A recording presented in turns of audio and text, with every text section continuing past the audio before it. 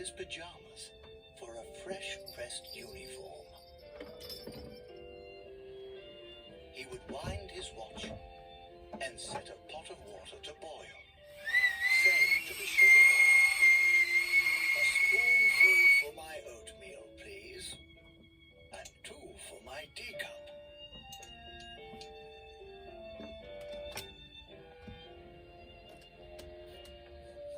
Belly full and ready for the workday, he'd amble out the door.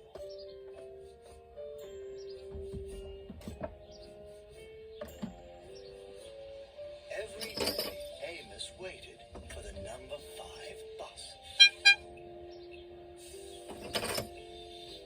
Next up, City Zoo. The bus driver would call. 6 a.m. Right on time, he'd reply.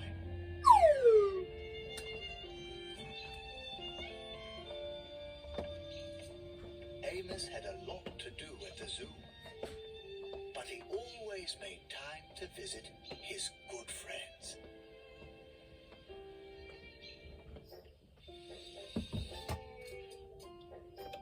He would play chess with the elephant, who thought before making a move.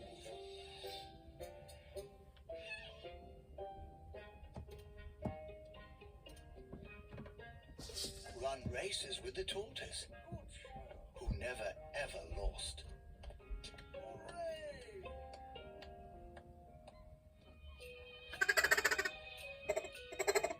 Sit quietly with the penguin, who was very shy.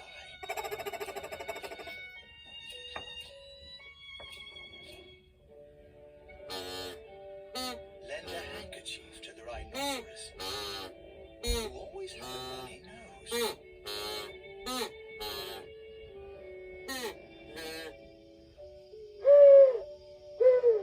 And at sunset, read stories to the owl, who was afraid of the dark.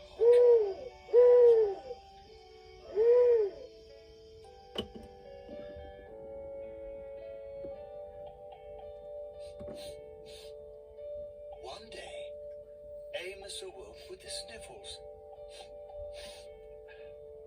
and the sneezes and the chills.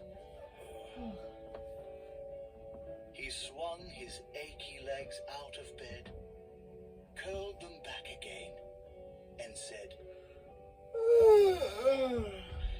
"I don't think I'll be going to work today."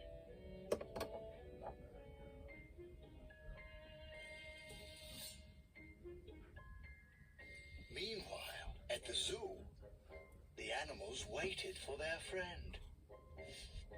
The elephant arranged his pawns and polished his castles.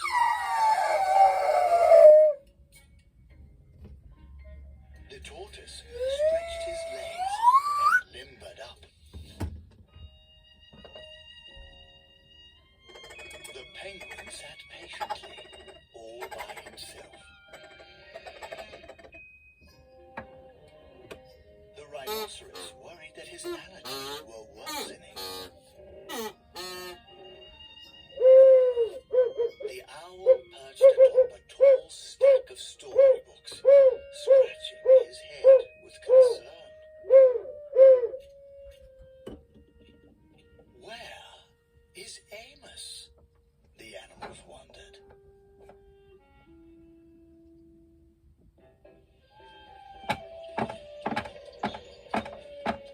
Later that day,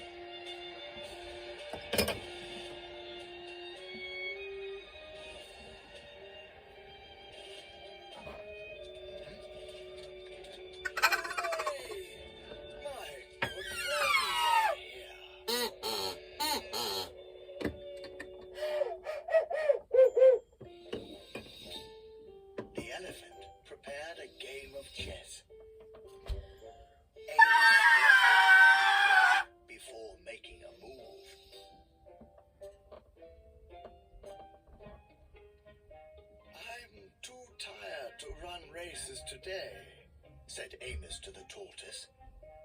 Let's play hide and seek instead. The tortoise hid inside his shell. Amos hid beneath the covers.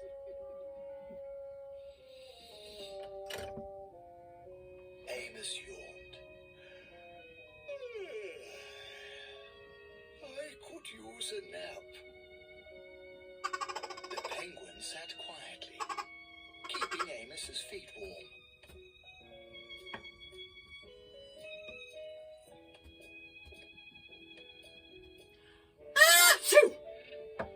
Amos awoke with a sneeze.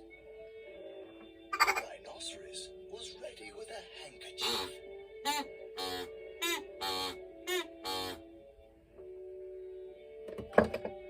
I'm beginning to feel much better, thank you, said Amos to his friends.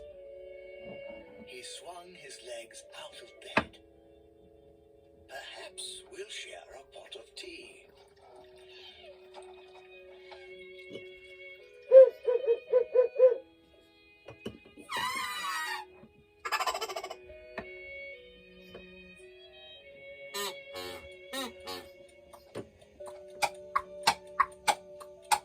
Amos wound his alarm clock.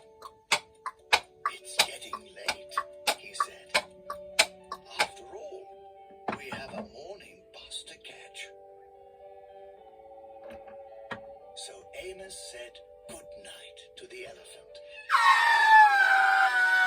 And good night to the tortoise. And good night to the penguin. And good night to the rhinoceros.